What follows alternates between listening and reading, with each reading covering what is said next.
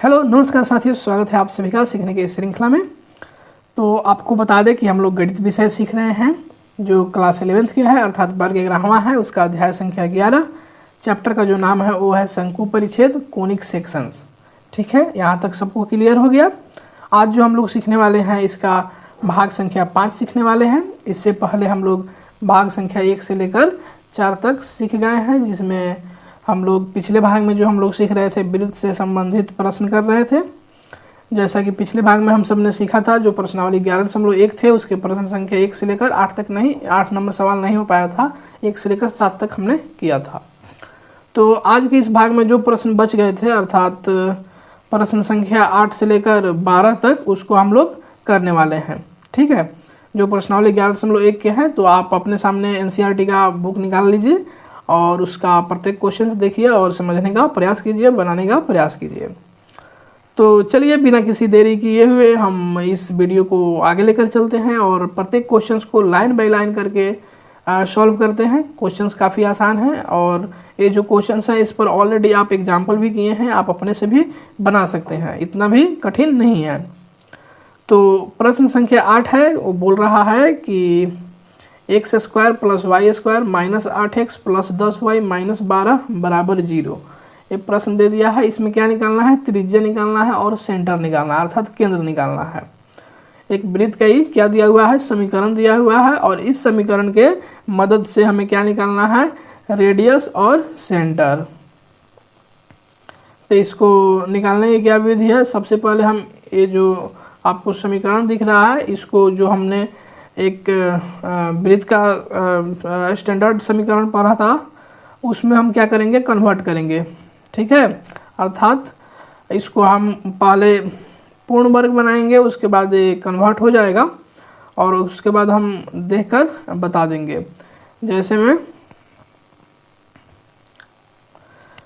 इस प्रश्न को हल करेंगे तो क्या करेंगे? सबसे पहले x square minus 8x, x वालों को एक साथ कर लेंगे और वाई वालों को एक साथ कर लेंगे। तो एक्स स्क्वायर घटाओ 8x जोड़ वाई स्क्वायर प्लस 10y बराबर क्या? 12। माइनस 12 इधर है तो इसको इधर ला देंगे बराबर के दाहिने साइड, तो ये प्लस का 12 हो जाएगा। ठीक है, अब देखो बाबू, ये जो माइनस का 8x है इसको हम कैसे तोड़ सकते हैं?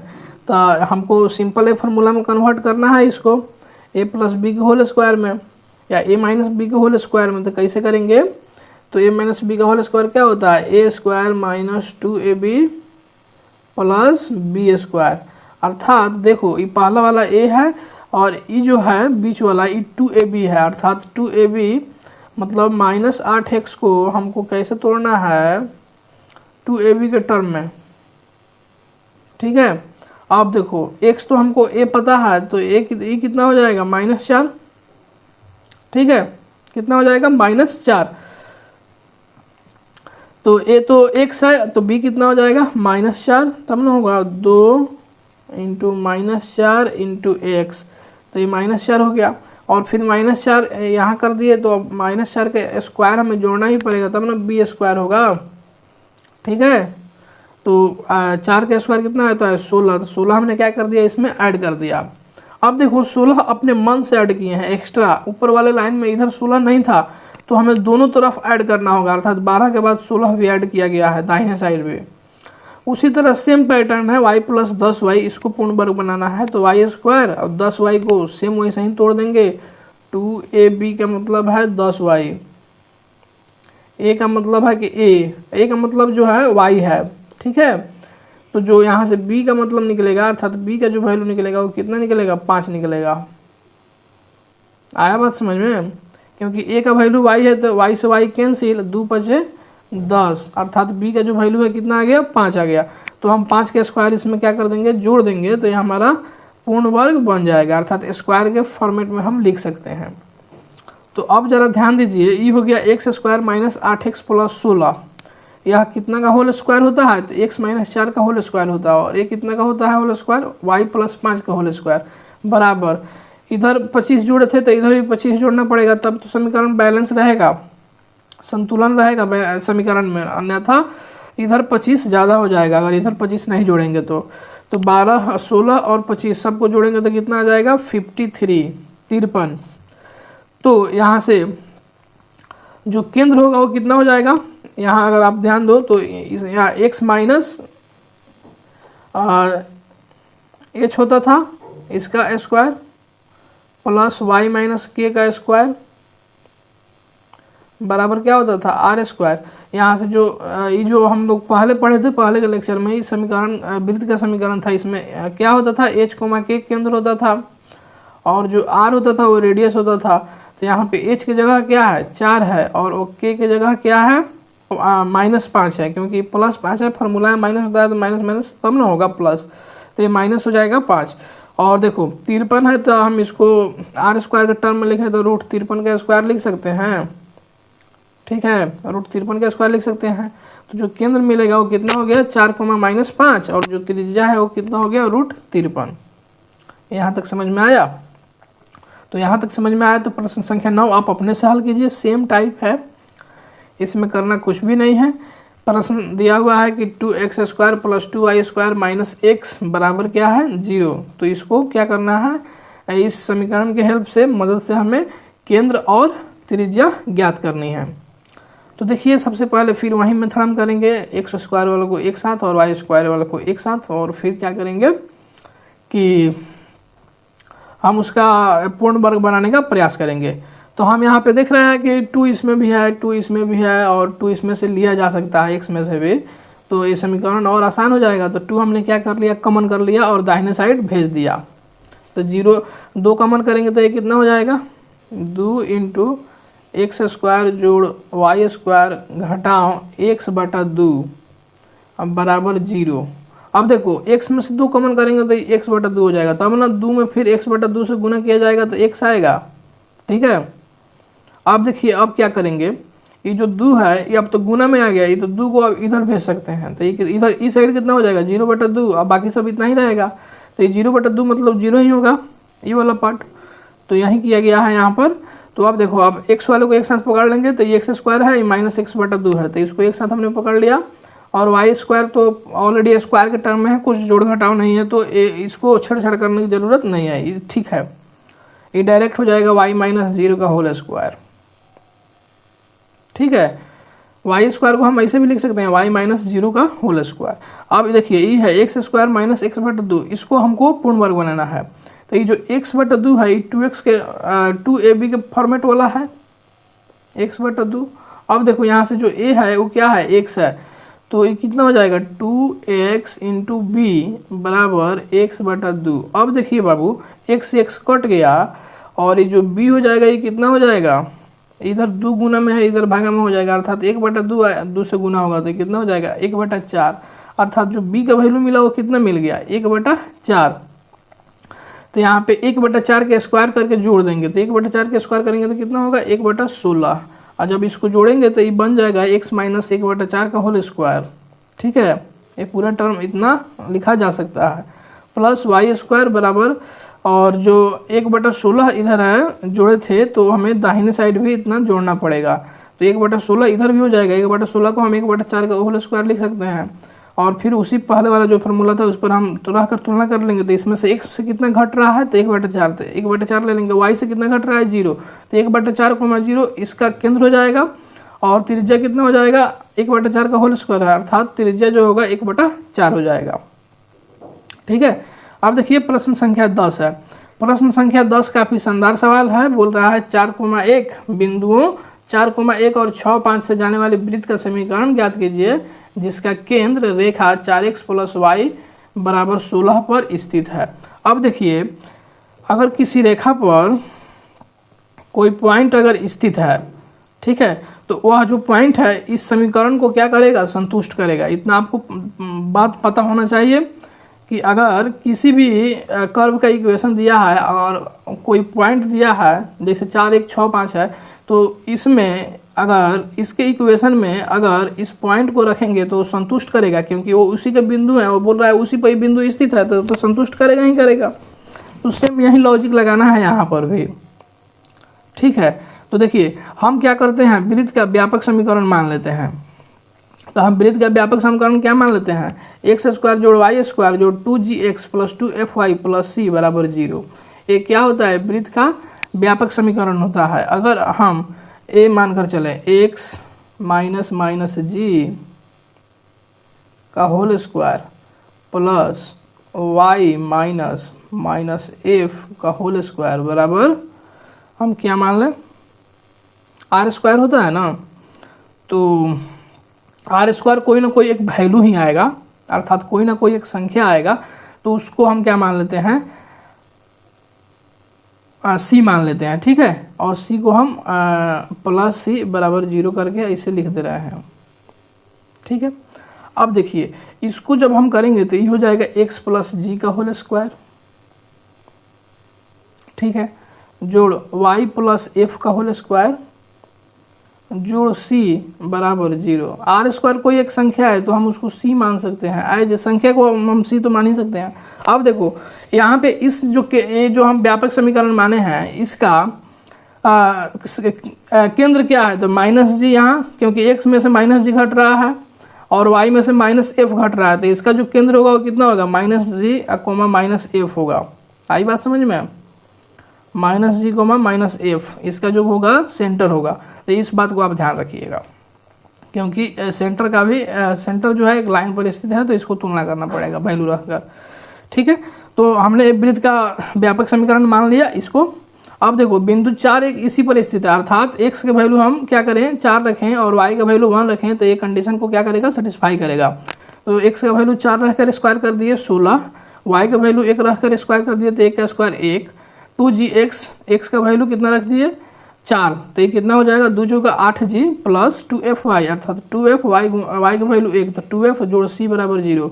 तो देखो 16 एक क्या हो गया 17, तो 8g जोड़ 2f प्लस c, और 17 को दाहिने साइड भेज दिए तो माइनस हो गया, तो 8g plus 2f plus c बराबर कितना हो गया -17। इस समीकरण 1 हो गया।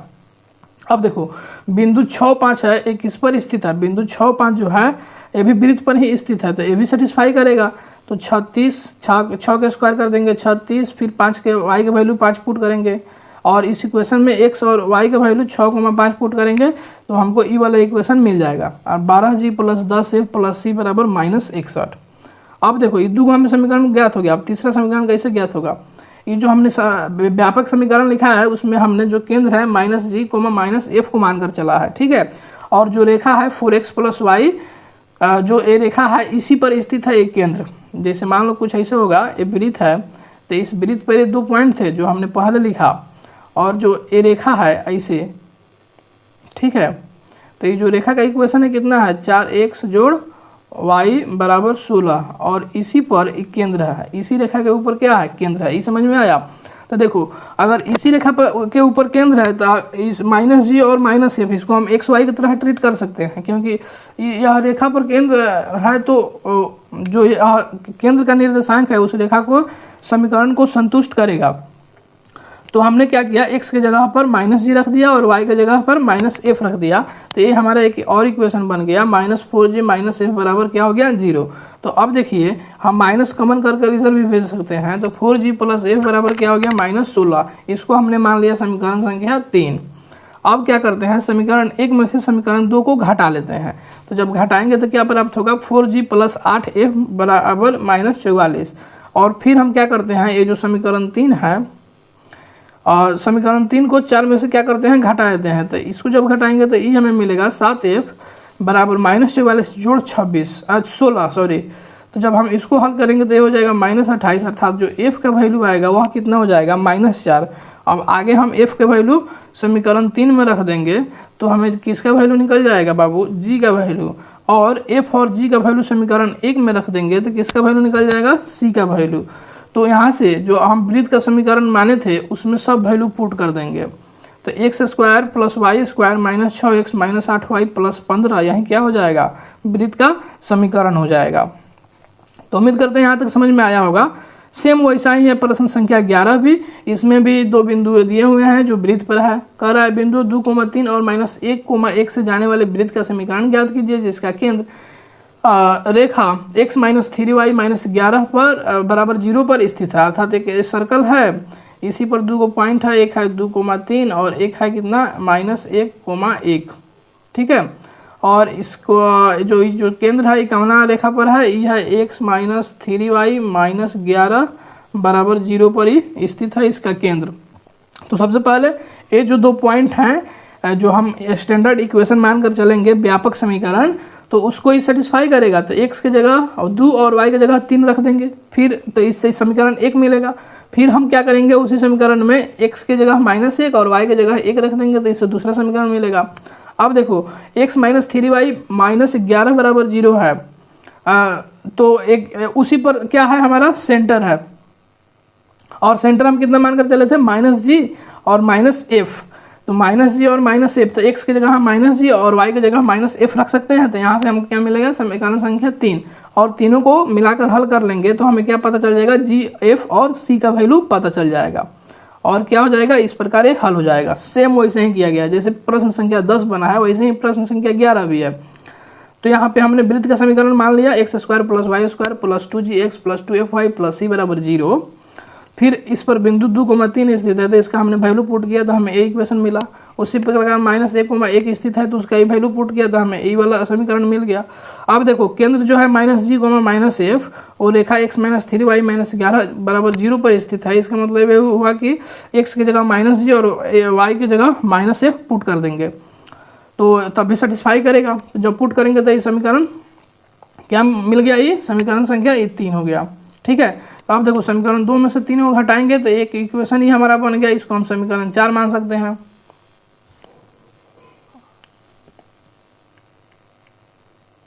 ठीक है, या इसको ऑलरेडी यहाँ पे नाम लिखा हुआ है, नाम मान लिया गया है समीकरण का। तो ये जो पहला वाला समीकरण है कितना हो गया, ये पहला वाला समीकरण 1,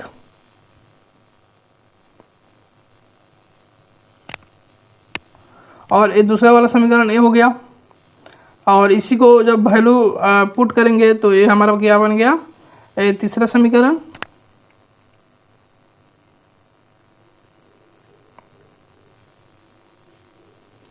ये हमारा हो गया चौथा समीकरण। अब देखो समीकरण 2 में से 3 को हटाएंगे तो ये हमारा एक नया समीकरण मिल जाएगा। उसके बाद क्या करते हैं, समीकरण 4 को 6 से गुना करने पर क्या हो जाएगा, एक नया समीकरण बनेगा जिसे हम समीकरण संख्या 6 बोल देते हैं।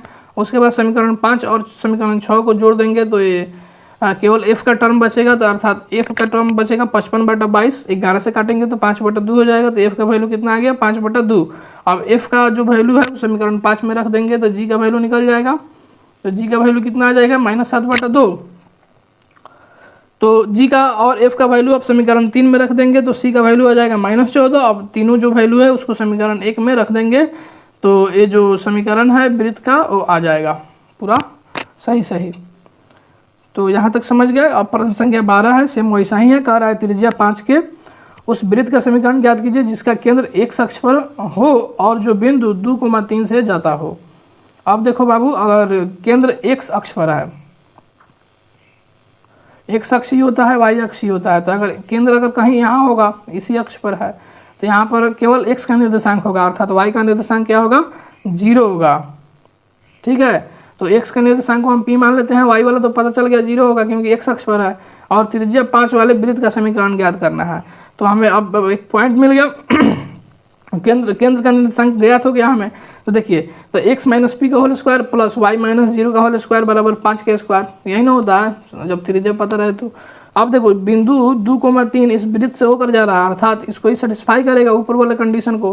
तो हम वैल्यू पुट कर देंगे तो यहाँ से हमें क्या ज्ञात हो जाएगा, p का वैल्यू ज्ञात हो जाएगा। p का वैल्यू ऊपर वाले समीकरण में रख देंगे तो हमारा क्या हो जाएगा, ये हल हो जाएगा।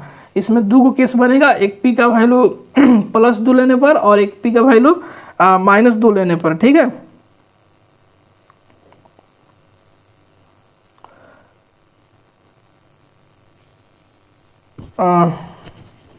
एक बार p का वैल्यू पॉजिटिव लेंगे और एक बार p का वैल्यू क्या लेंगे, निगेटिव लेंगे। तो हमारे पास यहाँ से 2 आंसर आ जाएगा p का। जब p बराबर -2 लेंगे तब, और जब p बराबर पॉजिटिव साइन लेंगे तो एक क्या हो जाएगा, 4 और 2 6 हो जाएगा। ठीक है, तो ए समीकरण बनेगा, ए भी समीकरण बनेगा। तो जो अभिष्ट समीकरण बनेंगे या तो ए होंगे और ए भी होंगे, क्योंकि दोनों साइन हमको लेना पड़ेगा। तो अगले भाग में जो हम लोग सीखने वाले हैं वो सीखेंगे प्रश्नावली 11.1 के जो प्रश्न संख्या 13, 14 और 15 है। उसके बाद फिर हम परवलय पर बात करेंगे, पैराबोला के ऊपर। तब तक आपका बहुत बहुत धन्यवाद, मिलते हैं अगले भाग में। जय हिंद।